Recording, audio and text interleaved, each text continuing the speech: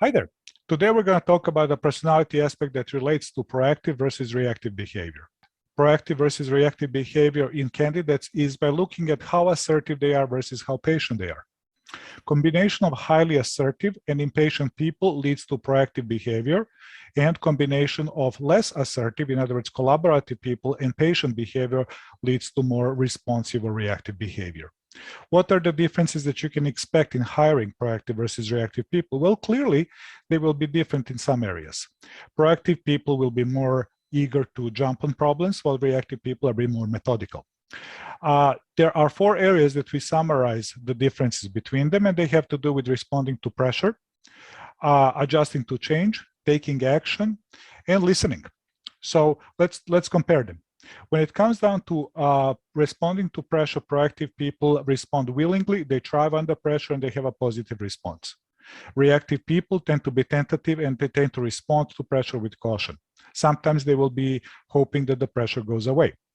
When it comes down to adjusting to change, proactive people tend to adopt easily, they are a change agent, and they have a positive response to externally driven change. Responsive people will take time and will need to understand why a change is imposed to them.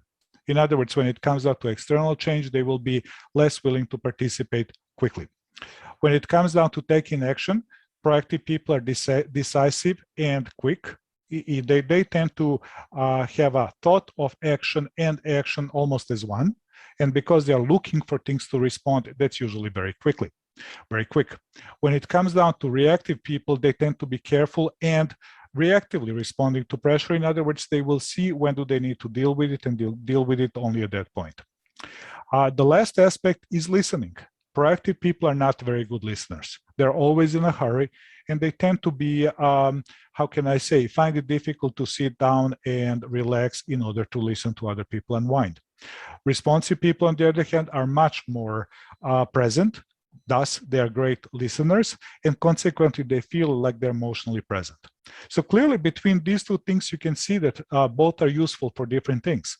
Proactive people will be good for us to have when we're dealing with time-based issues, in other words, when responsive quick, while reactive people will be way better at calming down the situation and methodically approaching the problems. I hope this was useful. See you soon in the next series.